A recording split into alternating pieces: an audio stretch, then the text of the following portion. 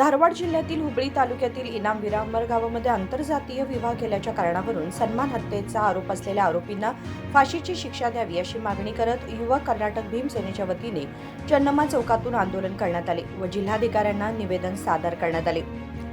धारवाड जिल्ह्यातील हुबळी तालुक्याच्या इनामविरापूर गावातील मान्या ही तरुणी लिंगायत समाजाची असून त्याच गावातील मादिक समाजातील विवेकानंद डोळमनगी या तरुणाशी तिने प्रेमविवाह केला होता। गेल्या 3 वर्षांपासून परस्पर प्रेमात असलेल्या या दोघांनी कायदेशीररित्या उपनोंदणी कार्यालयात विवाह नोंदणी करून संसार सुरू केला होता। मात्र या तरुणीची हत्या केल्याप्रकरणी दोषींना कठोरात कठोर शिक्षा द्यावी अशी मागणी करण्यात आली।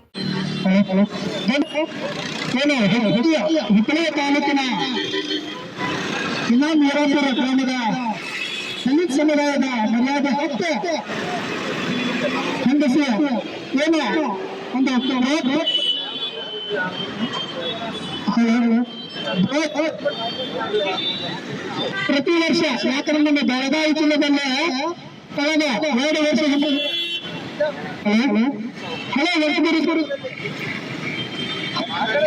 ತಾಲೂಕಿನ ಇನಾಮವಿರಾಪುರ ಗ್ರಾಮದಲ್ಲಿ ಯಾವ ರೀತಿಯ ಘಟನೆ ಆಗೈತಂದ್ರ ತನ್ನ ಹೆತ್ತ ಮಗಳನ್ನೇ ಕೊಡಲಿಯಿಂದ ಮಾರಕಾಸ್ತ್ರಗಳನ್ನ ಹಲ್ಲೆ ಮಾಡ್ತಾರೋ ಅದಕ್ಕಾಗಿ ಈಗಾಗಲೇ ನಮ್ಮ ಭೀಮ್ ಬಂಧುಗಳು ಏನಾಗೈತೆ ಬರ್ತೈತಿ ನಮ್ಮ ಬೆಳಗಾವಿ ಜಿಲ್ಲೆಯಲ್ಲಿ ಸಾಕಷ್ಟು ಘಟನೆಗಳು ಮತ್ತು ಈ ರಾಜ್ಯದಲ್ಲಿ ಎಲ್ಲಾ ಘಟನೆಗಳಾದ್ರೂ ಕೂಡ ನಮ್ಮ ಜನರು ಇನ್ನೂ ಕೂಡ ಸರಿಯಾಗಿ ಧ್ವನಿ ಎತ್ತುತ್ತಾ ಇಲ್ಲ।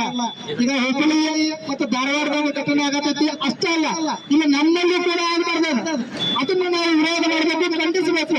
ನಮ್ಮ ಬಂಧುಗಳು ಏನ್ ಮಾಡ್ತಾರೆ, ಯಾರೋ ಒಂದು ಕಾರ್ಯಕ್ರಮ ಮಾಡಿ ಅವ್ರ ಜೊತೆ ಸೇರಿ ಇವ್ರ ಜೊತೆ ಸೇರಿ ಅದನ್ನೆಲ್ಲ ಕೊಡ್ಬೇಕು। ಬಾಬಾ ಸಾಹೇಬ್ ಜೊತೆ ನಾವು ಇರೋದು, ಬಾಬಾ ಸಾಹೇಬ್ರ ಅನುಯಾಯಿಗಳು ನೇರವಾಗಿ ಏನು ಅನ್ಯಾಯ ಆಕ್ರಮಣಗಳಾಗ್ತಾವೆ ಅದನ್ನು ವಿರೋಧ ಮಾಡಬೇಕು, ಖಂಡಿಸಬೇಕು। ಈಗಾಗಲೇ ಬಸವನಗೌಡ ಯತ್ನಾಳ್ ಪಾಟೀಲ್ ಅವರು ಕೂಡ ನಮ್ಮ ದಲಿತ ಸಮುದಾಯಕ್ಕೆ ಅವಹೇಳನಕಾರಿ ಮಾತಾಡಿದ್ರು, ಅದರಿಂದ ನಾವು ಯುವ ಕರ್ನಾಟಕ ಭೀಮಸೇನೆಗಳ ಇದನ್ನು ಖಂಡಿಸಬೇಕು। ಆದ್ರೂ ಕೂಡ ಇಲ್ಲಿ ಏನಾಗೈತಿ, ನಮ್ಮಲ್ಲಿ ಒಕ್ಕಟ್ಟಿನ ವಿಚಾರಗಳಾಗದವು। ಅದಕ್ಕಾಗಿ ನಾವೊಂದು ವಿನಂತಿ ಮಾಡ್ತೇವೆ ನಮ್ಮ ಸಮುದಾಯದ ಮುಖಂಡರಿಗೆ, ಇಂಥ ಘಟನೆಗಳಾದಾಗ ತಾವೆಲ್ಲರೂ ಧ್ವನಿ ಎತ್ತುವಂತ ಕೆಲಸ ಮಾಡ್ರಿ।